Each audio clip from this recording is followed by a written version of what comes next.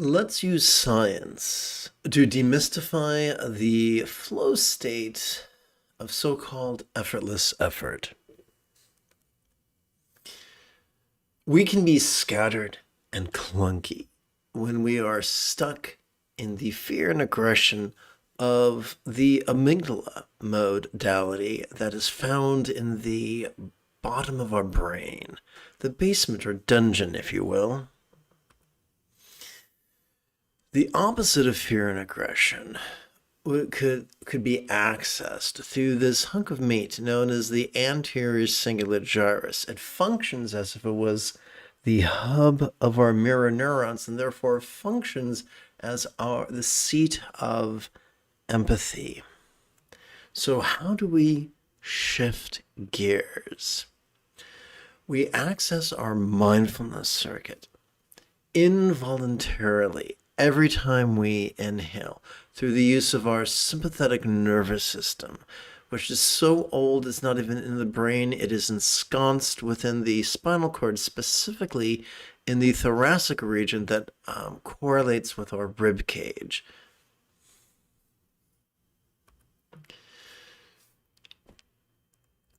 During which we are wired to notice, not to actively concentrate, but to notice, to perceive vulnerably, passively, viscerally, and randomly.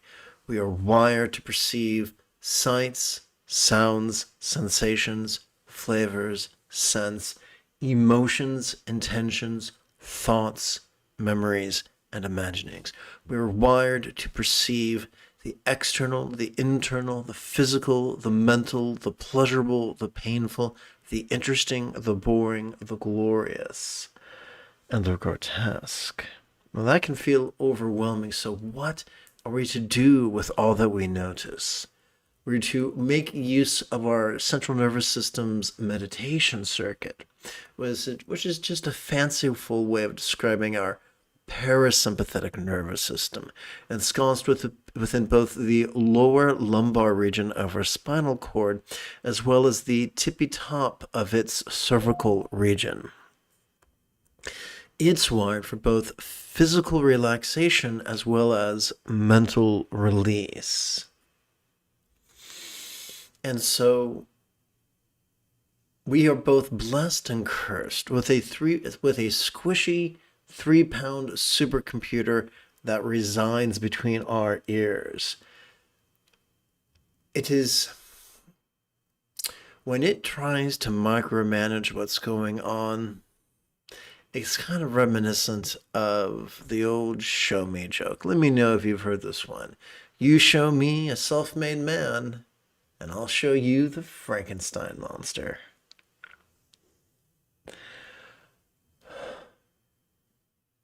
But when we train ourselves in meditation, in formal meditation, we are training ourselves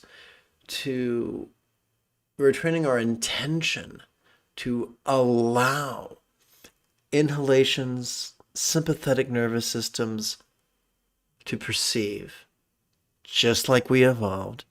And we are allowing exhalations, parasympathetic nervous system, to relax and release, just like it evolved to do. If we do that for as little as 5 minutes every 12 hours or so, we will make progress and we will forge the habit of allowing our choices and our utterances and our deeds to flow from the centered spontaneity that some call the zone, and some call the flow, and some call the Tao, and some call the Buddha nature. This whole idea has been taught in the 8th century by yong-jia xuan-jue, which, yes, sounds like I'm talking backwards, who penned the Song of Enlightenment. In the first verse we read, and I invite you to chant with me, "Do you not see idle followers of the way? Not studying, not busy, not getting rid of delusions, not looking for the truth." And remember, these are followers of the way, not frauds. Let's continue. The true nature of their ignorance is the Buddha nature. The true nature of their illusory empty bodies is the Dharma body. So here we have an exploration of body and mind. One of the most efficient and easiest ways to meditate is during our in-breath to adjust our posture. And during our out-breath to notice what's going on in our mind. Buddha nature is a marvelous Iron Age way of describing what we in our Silicon Age would describe as three things. Our empathetic anterior cingulate gyrus, our perceptive sympathetic nervous system, and our releasing parasympathetic nervous system. We already have the tools within us. The freedom we seek comes not from busy work. It does not come from our 3-pound supercomputer shoving aside the equipment of our autonomic nervous system and rolling up its sleeves and saying, "Stand back, boys, let me show you how it's done." Au contraire, when we are integrated, when we allow different parts of our brain to integrate and to cooperate with each other in harmony with evolutionary biology, then we can taste of the flow state, of the peace that is our birthright. I look forward to chanting and meditating with you after approximately 3 minutes of housekeeping. This is Lama Jigme Gyatso of the Buddha Joy Meditation School. For more than 30 years, I spent more than 8 hours a day studying, practicing, mastering, and reverse engineering the teachings and techniques of each school of Buddhism so that you would not have to. Welcome to Meditate Like a Jedi, which is made possible due to the generosity of viewers just like you. This morning we're going to play with the latest iteration of the sadhana or practice text I titled Easy Zen.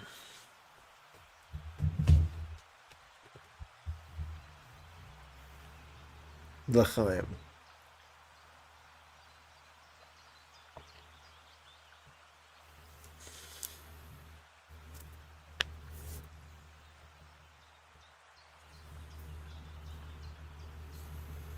Chanting is not mandatory, but just like bookends on a shelf, with more shelf than books, many people find it useful, if not comforting. So I like to begin and end each meditation session with a humanistic chant. This chant pertains to empathetic bodhicitta and enthusiastic refuge. It is not a prayer to real or imagined celestial entities, for doing so makes children of us petulant and fearful. Instead, this is merely we're simply using words to guide and strengthen and exercise neural pathways responsible, once again, for empathy and enthusiasm. We're going to recite 2 versions of the same sentiment. The first version is much more literal. We're going to set it to a triplet chant, and I invite you to join me. May I liberate all beings from the tyranny of hating, craving, and clinging by relying on the Buddha's example, instructions, and students. Whether the Buddha is real or merely archetypical, we can still rely on the example and instructions and students attributed to him or her. These 3 bits are so useful, they've earned the metaphoric nickname of the 3 wish-fulfilling jewels. We come now to our second recitation of the exact same thoughts. Our verbiage is going to be more concise and more figurative. For humans, like most complex life forms on Earth, have evolved to think symbolically. We're going to set this recitation to what I like to call a bookend chant. Please join me. May I liberate all beings by relying on the 3 jewels. May I liberate all beings by relying on the 3 jewels. May I liberate all beings by relying on the 3 jewels. It has been said by some that Zen is the marriage of Buddhism and Taoism. In the 81 poems of the Tao Te Ching, we read of the 3 treasures. According to good old Lao Tzu, those 3 treasures are simplicity, patience, and compassion. Many years later, Ancestor Wu insisted that they actually were Jing, or form, Qi, or breath, and Shen, or mind. So in Zen, we take the Buddha's teachings of these 7 enlightenment factors, and we view them through the lens of form, breath, and mind. Allow me to show you how. We're going to begin with the 3-syllable paradigm, which is not only an excellent warm-up, but it's useful if you're going to practice walking meditation.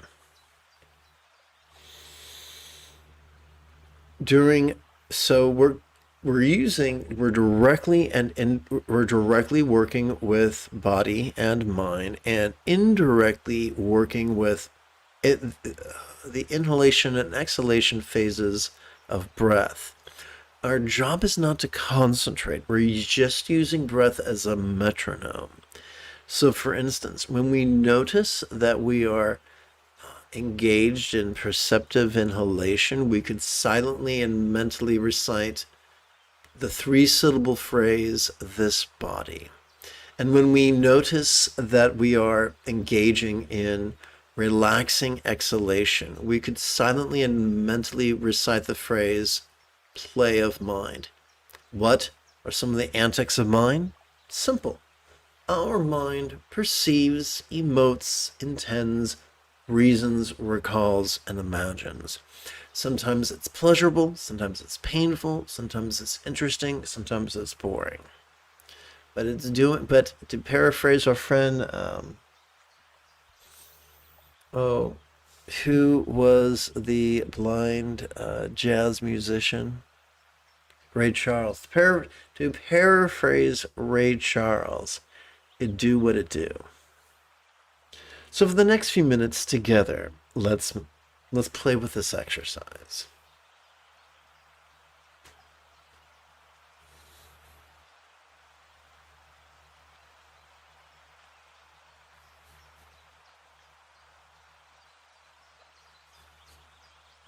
We don't need to force our knees or our hip sockets to adapt to a full lotus position. We can simply sit sustainably with our head over our shoulders or shoulders over our hips, our hands in our lap.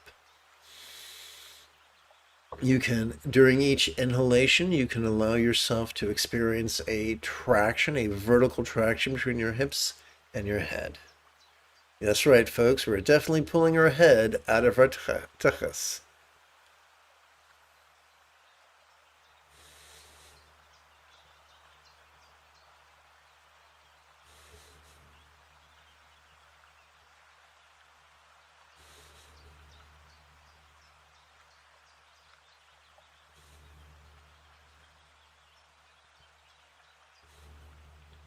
Our job is not to choose. Our job is not to mind blank. Our job is not to choose what we perceive, emote, intend, reason, recall, or imagine. We don't even have to label those things. Our job is just to harmonize awareness of body and awareness of mind with the inhalation and exhalation of our breath. You don't have to believe in impermanence to experience it. No emotion, no memory lasts forever.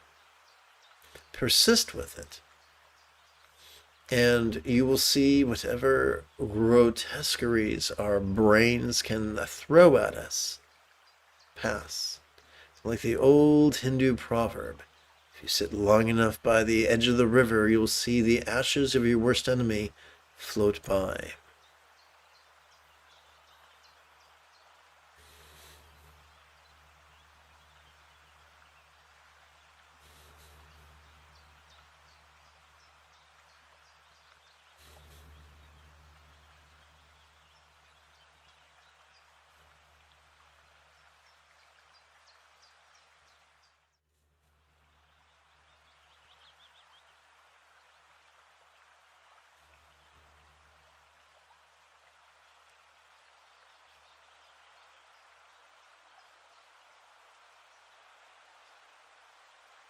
We're going to shift gears from the three-syllable paradigm to the one-syllable paradigm. Same idea. During our perceptive inhalation, we can silently and mentally recite the monosyllabic noun form, which functions as a synonym for body. And during each relaxing exhalation, we can silently and mentally recite the noun mind.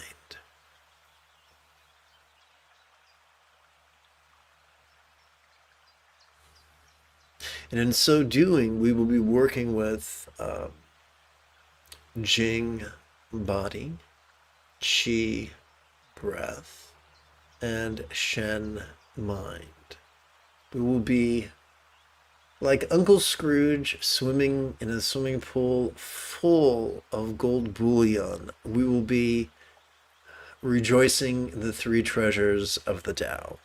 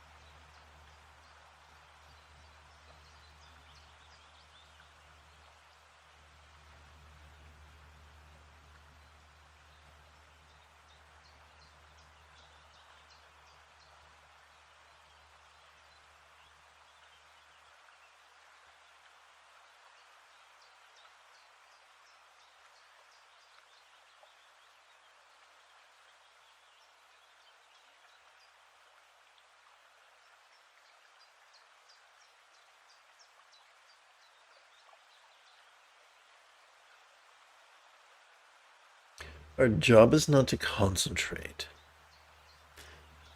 We're sort of like Richard Attenborough. Richard Attenborough doesn't tell what the animals do on screen. He just watches it and narrates.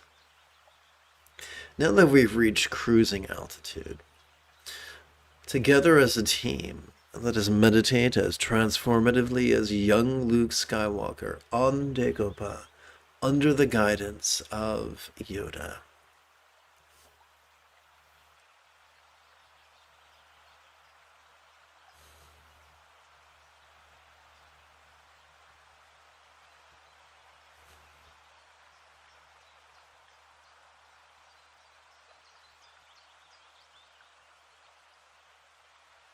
The moment you have a specific question about Buddhist chanting, Buddhist philosophy, Buddhist meditation, or how to apply them, simply type your question in great detail in the chat window. I check for questions approximately once every 9 minutes or so.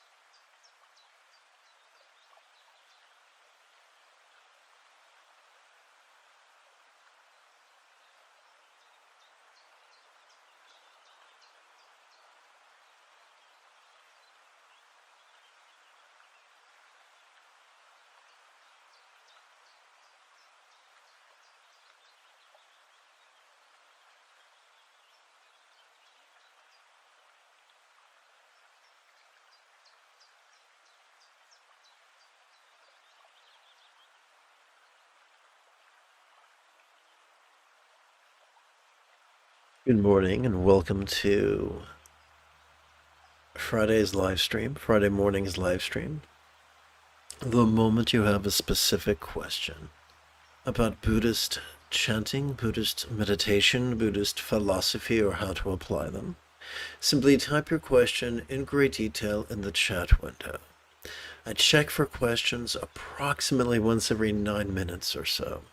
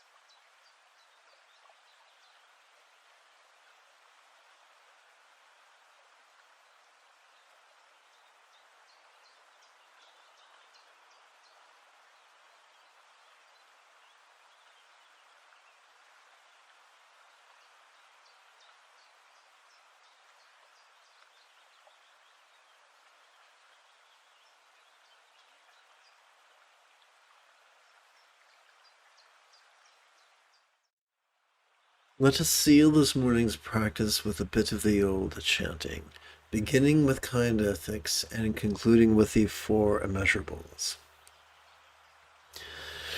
May all beings practice of kind communication, conduct, and calmness for spontaneous and uncontrived. May everyone be free from misery, may everyone be happy, may no one be separated from the happiness. May everyone have balance from the tyranny of hating, craving, and clinging, freed.